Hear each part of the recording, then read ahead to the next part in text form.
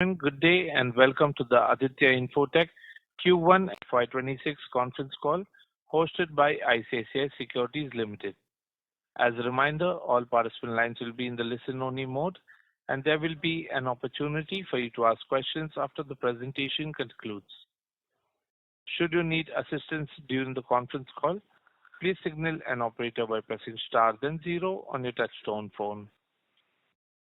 I now hand the conference over to Mr. Aniruddha Joshi from ICICI Securities Limited.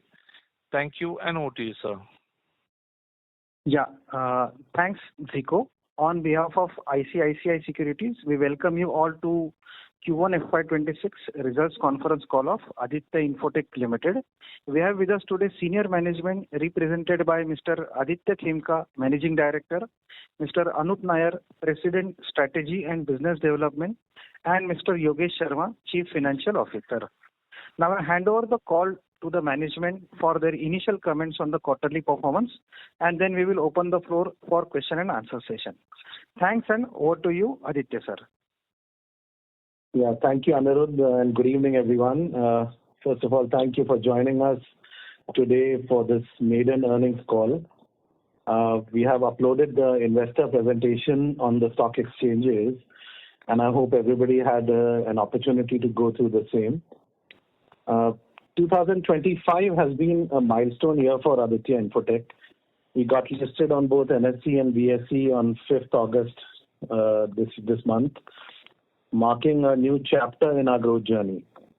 And I would like to take this opportunity to thank the entire Aditya Infotech team, our bankers, advisors, and most importantly, all our investors for the trust you have placed in us. Since this is our maiden earnings call, I'd like to begin with a brief overview of the company and the strategic direction ahead before moving to the quarter's performance. Aditya Infotech Limited was incorporated in 1995 with the vision of bringing futuristic technology products to the Indian market much ahead of time. In our earlier years, we operated primarily as a distributor of leading global IT brands before moving into security and surveillance segment in 2007, when CP Plus brand was born. Over the years, Aditya Infotech has undergone a remarkable transformation from a distribution company to a consumer brand-driven, innovation-focused manufacturer. Today, we stand amongst the largest provider of video security and surveillance products, solutions and services in India, commanding a 20.8% market share in FY25 and ranking as third largest manufacturer of surveillance products globally in terms of units manufactured, with over 4,100 employees reflecting our sustained leadership, scale, and deep-rooted presence across the industry. In 2017, we took a significant step focusing on the Make in India journey by forming a 50-50 joint venture with Dixon Technologies India Limited, namely AIL Dixon Technologies Private Limited, to establish a domestic manufacturing for CCTV products including cameras, recorders, and all allied security products. Last year in September 2024, we then acquired Dixon's 50% stake in the JV, making AIL Dixon a wholly owned subsidiary, and Dixon in turn retained 6.6% stake in Aditya Infotech, underscoring their long-term confidence in our growth journey.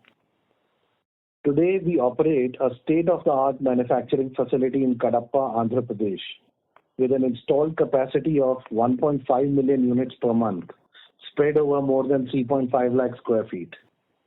This is India's largest single location surveillance manufacturing facility and the third largest worldwide.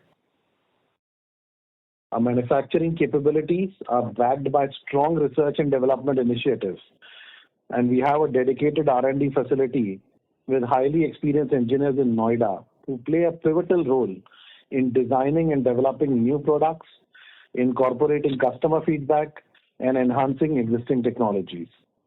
We have also recently just opened a second R&D center in Ahmedabad and are in the process of setting up a R&D center in Taiwan very soon. Let me now take you through our products portfolio under our brand CP Plus. CP Plus has emerged as one of the largest and most trusted brands in the security and surveillance segment in India, and our offerings span a wide range tailored to meet the needs of all customer vertical segments, from government to businesses to homes. We offer all kinds of CCTV cameras, from analog HD to IP network cameras to Wi-Fi to 4G to thermal explosion-proof AI cameras and so on, backed by all kinds of recording devices like DVR and VR, and supporting products for providing complete bill of material under the CP Plus brand to our customers. In our professional range, we have AI network cameras with features like facial recognition, low light capabilities, and real-time video analytics. Our NVRs deliver high-resolution recording with remote access and scalable storage. We have products like automatic number plate recognition cameras for traffic and GPS-enabled mobile NVRs for trains, buses, to law enforcement cameras for body-worn, which we have body-worn cameras for police, and interactive displays for monitoring and collaboration in the control rooms. We also do a lot of products in the consumer home IoT space, where EasyFi smart Wi-Fi cameras for home use, or 4G-enabled cameras for locations without wired internet, and car cam dash cams for on-road recording provide safety for the consumer segment. Supporting these solutions, we also do a lot of cabling solutions, power solutions, and all the accessories finishing the complete BOM. Finally, our services and solutions include CP Plus Cloud Storage for redundancy backup and mobile accessible video storage, CP Plus AI, which delivers video analytics and process automation capabilities, and OnVigil, which is our AI IoT platform for monitoring services. We segment our market into 4 key segments: government, enterprise, small medium businesses, and home. And CP Plus customer base is well balanced in all of these segments. Our largest pie comes from the SMB space, which constitute to 60% of our revenue, and we continue to see strong adoption of solutions in the small medium businesses. With our expansion of our exclusive Galaxy stores, which are partner-owned franchisee stores, this further enhances customers' touch and feel to our products. Large enterprise and government projects contribute about 30% of our revenues, driven by increasing participation in critical infrastructure and public safety deployments. We are continuously investing additional manpower focused on verticals, consultants, and large SIs to further strengthen our share in this space, and already seeing good traction and key wins here. The last pie of 10% comes from the consumer home segment. Herein, the strong brand recall of CP Plus is a big USP. This segment is catered to via the online marketplaces as well as the offline channel. In almost every vertical segment in the country, we have tons of wins and successful case studies, be it BFSI, retail, hospitality, smart city, manufacturing, education, law enforcement, and so on.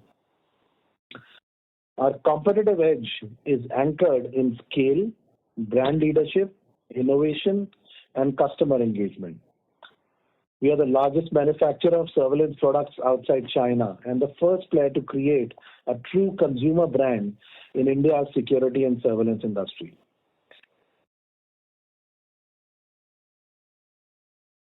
CP Plus has the largest distribution network, comprising over 1,000 plus distributors and 2,000 plus system integrators across more than 500 cities, supported by 48 branch offices and another 13 RMS service centers, building trust and driving growth.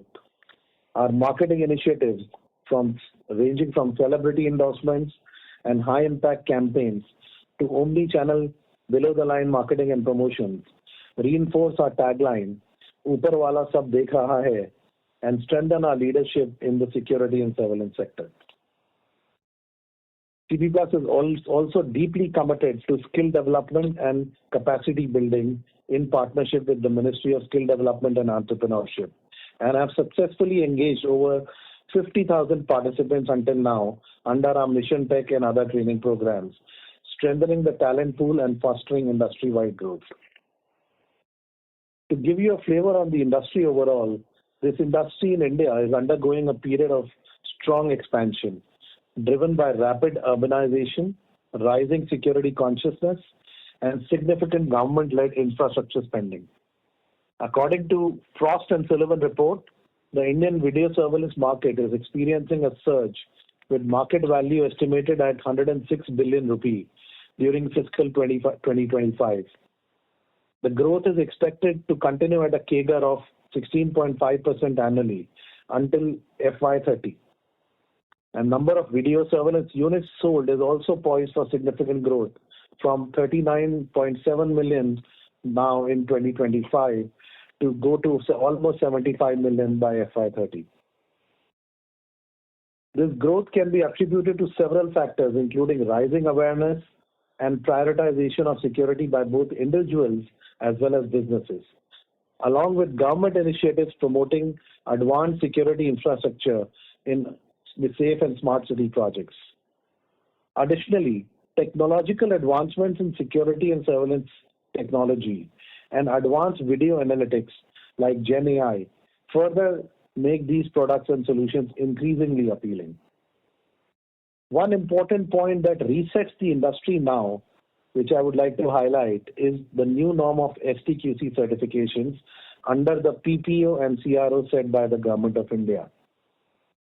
The Standardization, Testing and Quality Certification Directorate under the Ministry of Electronics and Information Technology plays a vital role in ensuring the quality and competitiveness of India's IT and electronics industry. MeitY has mandated that from April 9, 2025, all network CCTV cameras sold in India must be STQC certified. This regulation aims to ensure that devices are trustworthy, of good quality, and protect user privacy, addressing all cybersecurity risks posed by low-cost, uncertified imports lacking even basic security features. The STQC mandate creates a competitive advantage for Indian OEMs who are developing and manufacturing CCTV products locally, as their offerings are more readily compliant. For a certified domestic brand like ours, with clear differentiators including largest portfolio of STQC certified product lines, consumer brand that is literally synonymous with the category, largest manufacturing backed with deep R&D investments, and an unparalleled distribution reach, means that we are best placed to gain maximum market share and beat the industry growth rate to achieve our goal of over 25% growth this year. Now coming to the business highlights, which we have done over the last quarter. CP Plus has currently the largest portfolio of STQC and BIS certified products under the new norm. In line with our planned investments into R&D and localization, we have opened new R&D centers in Ahmedabad and shortly opening one in Taiwan. We are also working on complete backward integration of components, be it enclosures, housings, cable connectors, power electronics, and also CCTV lenses. We had few key appointments. Upendra Shukla joined as President Manufacturing and Rajiv Manchanda joined as GM Credit. We reinitiated our consumer marketing campaign, especially on the out-of-home advertising at all the major airports across the nation, emphasizing on the STQC certified product range backed with CP Plus Trust Code technology. I also would like to highlight that there is always a seasonality in our business, and Q1 is generally 18 to 20% of our annual business, which has been the trend over the last many years. This quarter, we have been able to still achieve this growth even with the limited supplies of STQC certified products, which came in the end of June, and also the channel stock of non-STQC was getting consumed. Let me now invite our CFO Yogesh Sharma to walk you through the highlights of our IPO and the financial performance. Thank you. Thank you, Aditya. Good evening, everyone. This is Yogesh Sharma. I warmly welcome everyone to our earnings call for Q1 FY26. Over the years, our business has delivered strong, consistent growth on both revenue and profits. Building on this momentum, our strong performance has continued into the first quarter of FY26 also, reflecting both the resilience of our business model and the growing opportunities in our industry. On a consolidated basis, our revenue from operations grew by 16.4% YOY to rupees 740 crore in Q1 FY26. EBITDA stood at rupees 64.9 crores, reflecting a growth of 47.5% YOY. EBITDA margin stood at 8.7% in Q1 FY26 as against 6.9% in Q1 FY25, which reflect an increase in 180 basis points.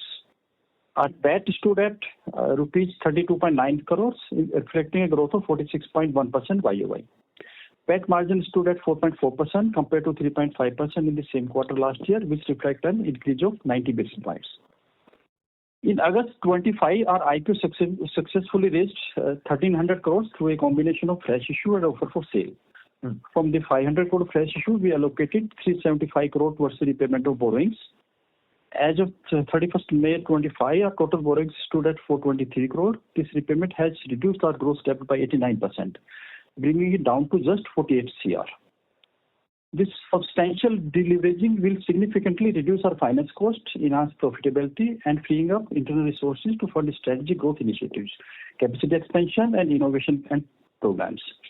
The remaining proceeds from the IPO will be deployed towards general corporate purposes, further strengthening our liquidity position and providing financial flexibility. By achieving this debt reduction, we have reinforced our balance sheet, improved our debt to equity profile, and created a strong platform to pursue long-term value creation towards stakeholders. Now, handing over to Aditya ji to throw some light on the full year guidance. Thank you. Thank you, Adesh. So building on to this strong start of the year, we are confident of delivering robust growth for the full year FY26. On the revenue front, we expect to close in the range of 3,900 to 4,100 crores, delivering over 25% annual growth, beating the industry growth of 16.5% here, thereby leading to further market share gains. The STQC guidelines have taken effect in market, and we envisage higher growth both in terms of units and as well as value in the IP camera segment, and also the higher end products used in projects. The EBITDA margins is expected to be in the range of 10 to 11%, and the PAT margins are expected to close in the range of 6 to 7%, which is driven by a brand mix improvement, margin expansion in the CP Plus business, cost savings from the debt repayment post-IPO, full consolidation of AIL Dixon manufacturing entity, and scaled efficiencies from overall plant operations, which will further hopefully enhance margins. Q1 FY26 has set a strong foundation for the year ahead. With a robust balance sheet, supportive industry tailwinds, and a clear roadmap, we are well poised to deliver growth ahead of the market, supported by structural margin levers, cost efficiencies, and financial discipline. We remain committed to deliver profitable growth and creating long-term value for our shareholders. I would like to once again thank everyone for joining the call today. And we can open the Q&A session, please. Thank you very much. We will now begin the question and answer session. Anyone who wishes to ask a question may press star and 1 on the touchtone telephone. If you wish to remove yourself from the question queue, you may press star and 2. Participants are requested to use handsets while asking a question. Ladies and gentlemen, we will wait for a moment while the question queue assembles. Our first question comes from Rajesh Kotari with Alpha Accurate Advisors. Please go ahead. Good afternoon, sir. Congratulations for a good set of numbers. I have two questions. My first question is with reference to this new norms SQTC, which came into force very recently. How do you see the early trends, and how do you see the overall industry environment to change? Because that means effectively the competition, particularly from high-kai vision, basically will reduce. And number two, in long term, how do you see what are the levers which can help us to improve the margins EBITDA levels from current levels? Yeah. So thank you. So I'll take the first one on the STQC, what's happening in the market. So this went live on the 9th of April, and markets, most of the brands actually finished their inventories, last stocks in the market prior to that. So those inventories are now getting consumed, and post STQC, like I mentioned, this is more like a reset of the industry. So the neighboring country brands, because of the trusted supply chain and the various clauses which are there in the whole policy, and the semicon and the critical components cannot be from those countries or those brands, those will generate a vacuum in the market, which is the opportunity for domestic brands or maybe global brands to capture. As we speak today, only few Indian brands have few models certified, where CP Plus is the largest certified range, and the global brands are still in the process, and the Asian, especially the brands from our neighboring countries, are in a scaling down mode, looking at newer product categories. This quarter, we see this transition to creep in because the non-STQC inventory will dry up. We're already seeing signs of that. So I think we will start seeing the shift towards a resetting of the market share as we progress month by month. And the second question you said was the margin levers, right? So several margin levers. Anup, you want to take that? Yeah. Yeah, hi, Rajesh. So like we were explaining on the presentation, there are multiple levers that we see for the margin expansion. One is the product mix itself. So as we grow our own brand more aggressively, the share of revenues within the company will be over almost 90% of our own brand. So that will also lead to margin expansion. Plus the margin realizations of CP Plus itself is increasing post STQC. The other point is, like Yogesh was mentioning, we have retired debt in the company. So this will also lead to significant financial cost savings. And third is we are now fully integrating AIL Dixon, which was our manufacturing JV, which is now a 100% subsidiary. So this is also leading to efficiencies of scale that are coming in manufacturing. And we are also increasing the localization content in our product line. This is also increasing the margin levers in the company. So would you like to quantify in terms of our next 2-3 years?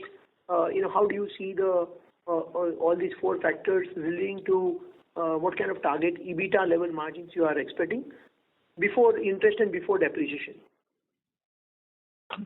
So Rajesh, like Aditya was mentioning, this is a transitionary year, and the next few quarters is when things will settle down and we'll get to a steady state. So in terms of guidance, at least for the year, you gave your guidance that in EBITDA levels, we'll be somewhere around 10 to 11%, and PAT would be at about 6 to 7%. I think it's a bit too early to give you individually how much each of this will contribute, because the norms have just come in, and like we said, our own STQC product lines just started flowing in from June end. So I think it will take us a couple of quarters to see how the market settles and what kind of market share gains also we can do. So possibly we could answer this query maybe in 2 quarters down the line.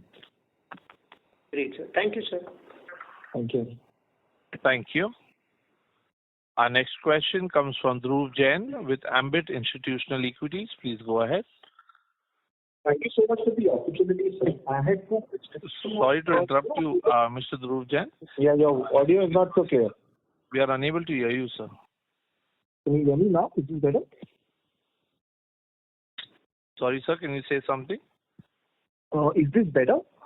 Yes, sir. Please go ahead. Thank you. Thanks for the opportunity. My first question is on the channel inventory.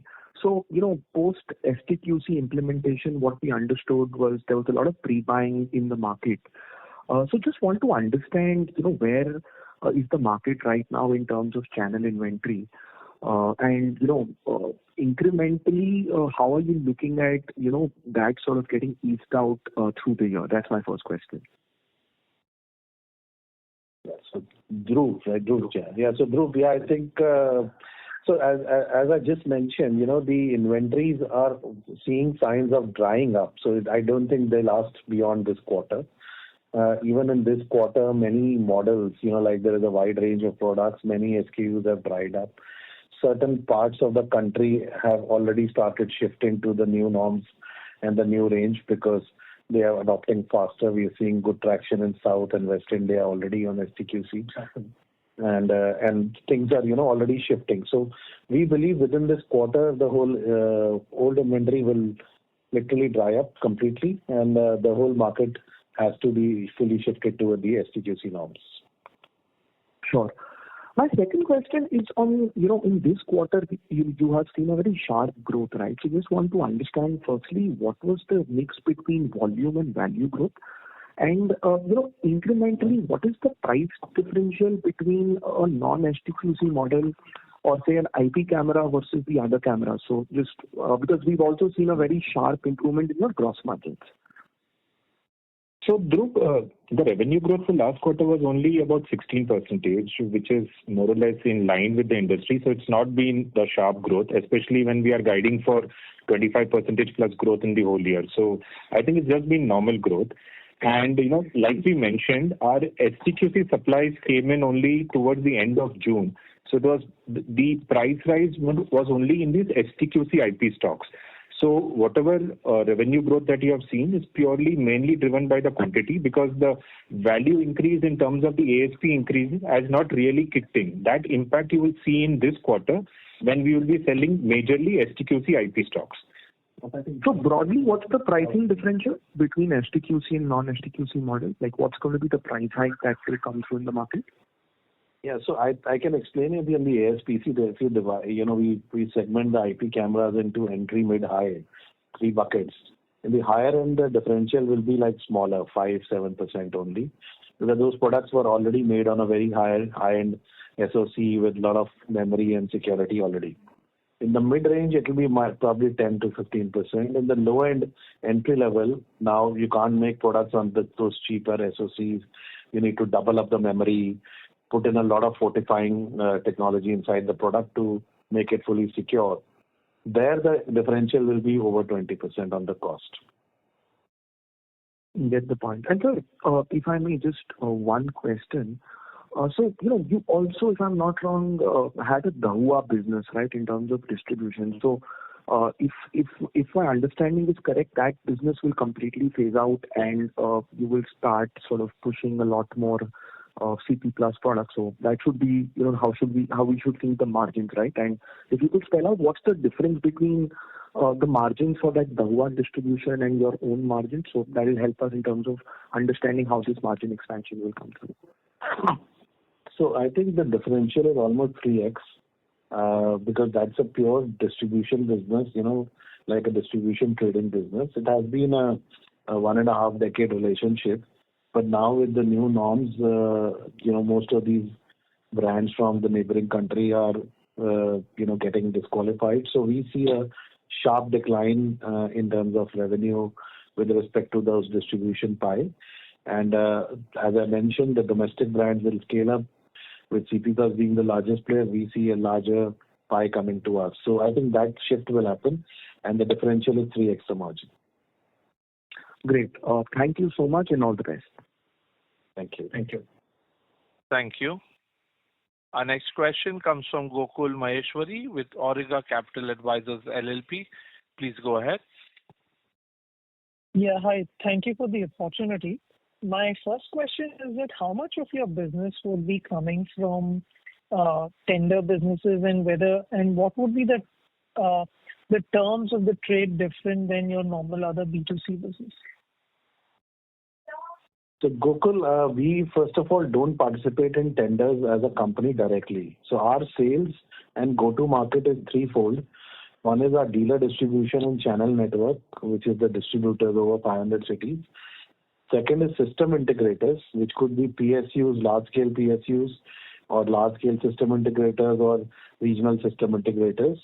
And third is the online marketplace or the LFR market segments.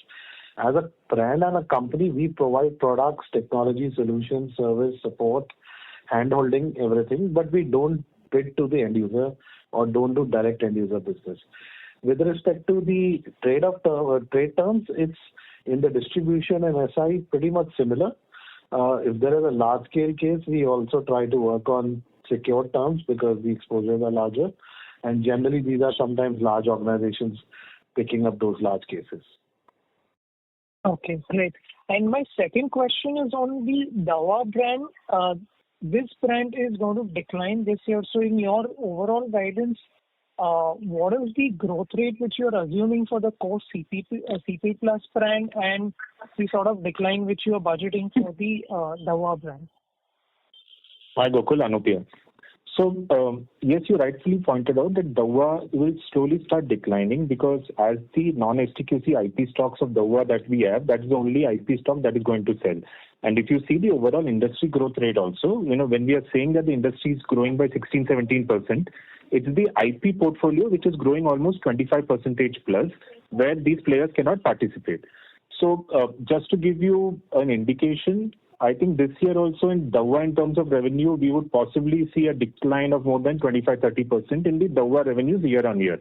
And you already have the guidance of the company revenue, so all that would be coming from CP2. Great, great. Thank you so much and all the best. Sure. Thanks, Gokul. Thank you. Our next question comes from Ram Modi from Prabhudas Lilladher. Please go ahead. Hi, sir. Thanks for the opportunity. So just, in terms of you alluded for the guidance for this year, I just wanted to look at if for a 3-year to 5-year perspective, what kind of consistent CAGR growth we can achieve in the market and what can be the TAM as well as how fast is the market growing for if I'm looking at it for a 3 to 5-year perspective. So, Hi, Ram. So when we quoted the Frost report, so in terms of units, this market is about 4.5 crore units of camera this year. And Frost is estimating that this will become almost more than double by 2030. And so in terms of the industry growth rate, this industry is growing at both value as well as quantity terms about 16-17% for the next 5 years at least. Now, our guidance is that even in the past, if you take a 3 or 5 year period, we have always been beating the industry growth rate. And with this opportunity of STQC and, with all the major modes that we spoke about in terms of R&D, manufacturing, distribution, reach and brand, we will consistently, easily beat the industry growth rate. But slightly difficult at this point in to say what would be the CAGR over a 5-year period, but at least in the internal perspective, we always try to see this between 20 to 25% CAGR. Okay. And that's what our past has also been in. From a last 5-year period also, the CAGR has been about 20%. And for this kind of CAGR growth, if we achieve, what kind of capex we would be needing to do for this kind of growth? So I think we have already budgeted our capex for the next 2 years for factory expansion and few other needs. So it's probably about 200 odd crores at the moment, unless we look at more JVs or more acquisitions, which are in the future possible. But for this kind of a growth, I think we in the next 2 years, this kind of capex will be there. I believe we should be able to fund it with the net free cash flows. Okay. And last question from my side, any adjacencies or for growth which you are looking at, or you will be concentrating on the security systems itself? Yeah, Ram. So, there are a few agencies we are looking at in terms of, associated product lines. And we are possibly looking at inorganic opportunities also here. We'll come back to you as and, when we are sort of shortlisted on that. As of now, the growth in the core CCTV category itself is so strong, and we are at the moment putting all our energies and focus over the next few quarters to ensure that this market share gains happens and we encash this opportunity of the STQC regulation. But yeah, it's in our mind and it's on our table plans in order to grow the categories. And we should get back to you soon on this. Okay. Thanks for this. Thank you. Thank you. Our next question comes from Priyank Chheda with Vallum Capital. Please go ahead. Hi, sir. Thank you for the opportunity. Not sure if you... Sir, before you go ahead, Mr. Chheda, may we request that you use your handset? The audio is echoing, sir. Is it audible now? Yes, sir. Please go ahead. Thank you. Sure. So what would be the volumes that we would have sold in this quarter on a total level? And would it be possible to divide these volumes in IP and analog cameras?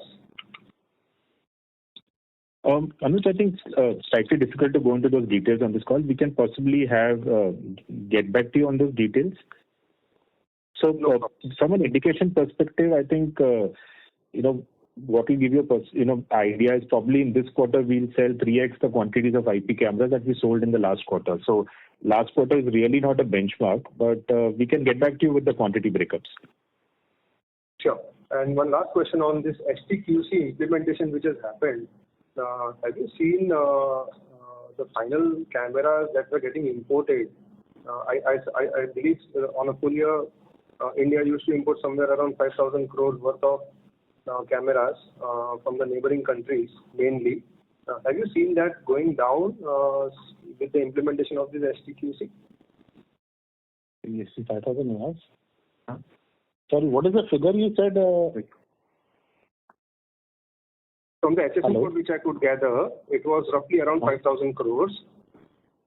This is imports of which overall from the, or what is this figure is imports of? Of the total CCTV cameras. 35%. Okay. Yeah, so basically that is already stopped. Finished product import is literally very low now because in IP camera, so only analog some might be doing, but that's a flat market. In the IP camera space, unless you are qualified, because see what has happened is BIS has taken off all the old R numbers of all the brands that were registered who are not STQC qualified. So this also happened in April, end of April.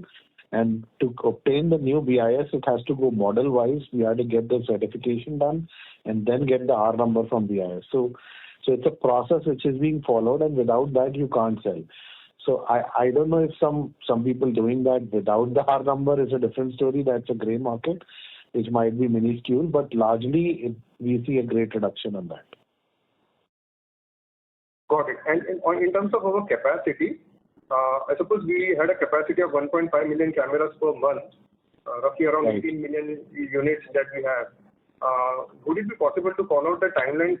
What would be and then we are looking at the expansion, right? On nearing doubling of the capacity. So what would be the timeline by when the capacity expansions would come online? So it's already in action. So last quarter we did not utilize our full capacity also because of the certification process and the old stocks in the market.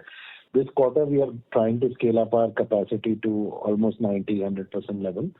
And by next quarter we will already be at almost 30% higher capacity build up, and we plan to scale up to 2.3-2.4 million by Q1 of next financial year. Okay, got it. Thank you. Thank you. Our next question comes from Anuj Kashyap with A3 Capital. Please go ahead. Hello, I'm audible. Hello. Yes, sir, you're audible, sir. Please go ahead. So congratulations on your debut. Sir, just I wanted to know hello. Yes, can you be a little louder? Sorry, Anuj. Yes, sir. So congratulations on your debut, sir. I just wanted to know in percentage terms, how much of our supply chain is import dependent, still import dependent, in percentage terms? So see, I don't exactly cannot define percentage, but all these semicon, because we don't have fabs in India, are coming from abroad. Semicon means semiconductor, SoC, memory, DRAM, these things.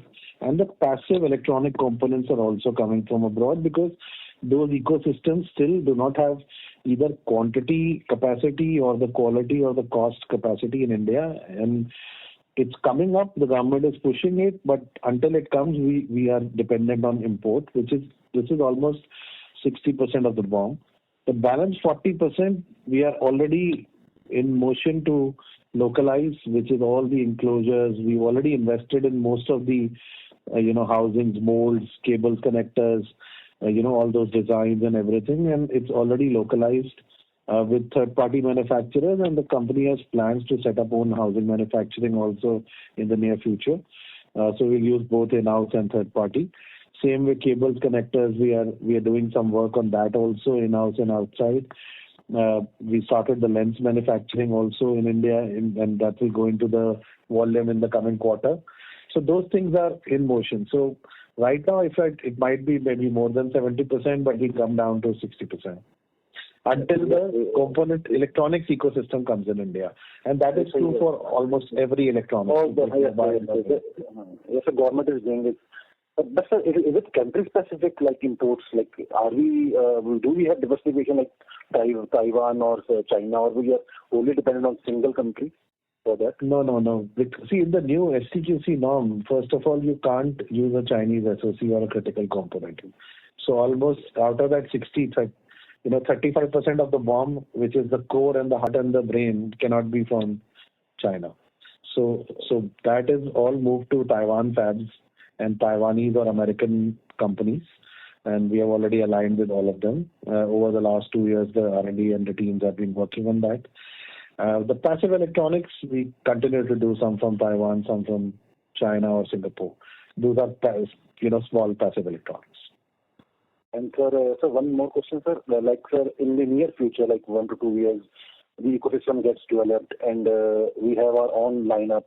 So are we considering export even for the CP Plus brands? Are we taking into consideration that stuff, export stuff? Yeah, so in past we have sold products globally in many countries, and products have been successfully deployed and used. We could not sustain some challenges from the Chinese in the past years, but now the whole world is changing, the geopolitics is changing, and we have a great China plus one opportunity. Yes, I think CP Plus is best poised for that China plus one strategy. So while we have too much on our plate right now to do within the domestic market, which we will, of course, the focus will be to solidify further the home turf and gain more market shares. On the other side, we'll start taking baby steps on the exports opportunity and the China plus one strategy. So in the next coming years, for sure, that's on the cards. And sir, so just add on, sir, export will be margin accretive for us. That's right, the position? Margin accretive. Yeah. So early to say, but yeah, it should be. Basic logic, sir, it should be like that. Yes, sir. Yeah. Congratulations for the future, and we hope we get to see you more. Okay, thank you. Thank you so much. Thank you.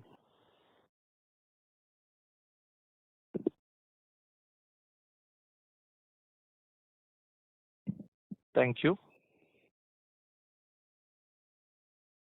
Our next question comes from Raman KV with Sequent Investments. Please go ahead. Hello, sir. Can you hear me? Yes, we can hear you, Raman. Yes, sir. Please go ahead. Sir, I just want to understand what's the production capacity of this CCTV cameras annual? Like you mentioned, it's about 1.5 million monthly, so about 18 million annually. And we are increasing it to 1.9 from next quarter, going up to 2.3 by April. That's the plan. So next quarter, investments and factory expansion is already in motion. And sir, I just want to understand the unit economics. So how much, on an average, what's your selling realization of CCTV camera? See, it depends again, because this is the capacity for all camera recorders which is put together. Analog cameras realization is, let's say 1,000 rupees. The IP cameras can be 3x of that value. So it depends. The consumer home cameras could be 1,000 to 2,000 rupees. So that's the ASP we generally do. Of course, there are project products and all like PTCs and all which go 30,000-40,000 rupees also, which has in large projects and all. So it depends. So we generally don't look at unit economics because it's very diverse. Okay. And yeah, go ahead. Yeah. So you said we don't have in-house manufacturing, right? We outsource the manufacturing part of the remaining 30% of the entire ecosystem. Is my understanding right? No. I think everything is in-house. Nothing is outsourced from outside. Earlier you mentioned that you have a third-party manufacturer to molds and cable connection. No. it was our 50/50 JV, which was almost set up almost 6 years back. As of last September, we acquired the remaining 50%, so it's a 100% subsidiary. And this was 50/50 JV with Dixon. Now it's a 100% subsidiary. The name is AIL Dixon. So the whole capacity is in the 100% subsidiary, and it's completely in-house. Okay, sir. And I just want to understand how much capex will be required to set up a manufacturing unit. So let's say about 1 million pieces per month. So see, we don't see it that way. There are other processes also. I think in terms of the further, we spoke about the capacity increase that is going to happen, and in terms of our capex over the next 2 years will be about 200 crores. So that includes the capacity expansion as well as the backward integration and the more localization that is there. And from this 200 crores of capex which you are planning to incur over the period of 2 years, how much incremental revenue can be added? So Raman, we are not forecasting for the year beyond, but in terms of capacities, we can say that we'll increase the capacities to almost 2.5 million to maybe 60% further revenues growth can happen. But at the moment, we are not guided for the next year. But we think this capacity expansion will be. To understand over the period of you said the 200 crores capex will be taking over the period of 3 years, next 3 years. 2 years. So I just wanted to understand. 2 years. 2 years. Okay. 2 years. 2 years. So I just wanted to understand how much will be the peak revenue from this capex. So the capex that we said would be over the next 2 years, and that should help us grow our revenues by possibly 60% over the next 2 years. Okay. And so my final question is with respect to the recently acquired Dixon JV. How much did you pay to get the 50% of the remaining to Dixon? And does Dixon still hold any minority shares?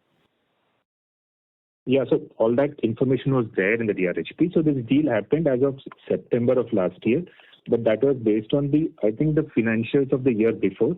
And the deal was at about 4,000 crores, but it was not a cash deal, because Dixon is a strategic partner and wanted to be part of this journey. So it was a share swap that happened, and they owned about 6.5% in the parent company. And that deal's valuation at that point in time was 4,000 crores. But it's more of a strategic deal because they've been a partner for almost 6+ years, and it was there are other parameters that for sure. So they still hold 6.5% in the manufacturing JV, right? Yeah, almost, based on whatever dilution has happened in the IPO. What is manufacturing JV? In AIL, Aditya Infotech, the parent company. Okay. Thank you, sir. Sure. Thank you. The last question for the day comes from Mulesh Savla from Shah and Savla LLP. Please go ahead. Thanks for taking my question, and heartiest congratulations on bumper listing and good set of numbers. And also thanks for a very detailed and in-depth commentary on the company's business model. Most of my questions have been answered, but sir, I just wanted to have one clarification on local content in our products. You said about 40% we will reach. So this 40% of local content will be 100% manufactured by India, or will be, by the company, or will be sourcing it locally? Yeah, so I think the starting journey will be mixed bag. So like I said, things like housing, cable connectors, lenses, we will do in-house also and third party also. Okay. At the moment, difficult to say whether we will stop the third party, because there are so many models, so many wide, diverse product range, and it will be new for us also. So I don't know whether we will immediately shift all in-house. Possibly we'll keep both. Okay. And then we see the efficiencies and the optimizations, what works better for us, and take a call as we progress in the coming 2-3 years. Whether it's all third party, all in-house, or a mixed bag. Okay. And one last question from my side. We have a good expectation of 20 to 25% CAGR for another 3-5 years. I just want to know, as per management's thought, what can be the challenge or negative which can, restrict our growth to this level? So, you see, if you look at last 5-6 years, we have been delivering 20 plus CAGR. Okay. In the adverse situations where we were, challenged by the onslaughts of some of the Chinese giants, and some of them were government-owned companies also by the Communist Party of China. So I think we've fairly done well to reach to this position.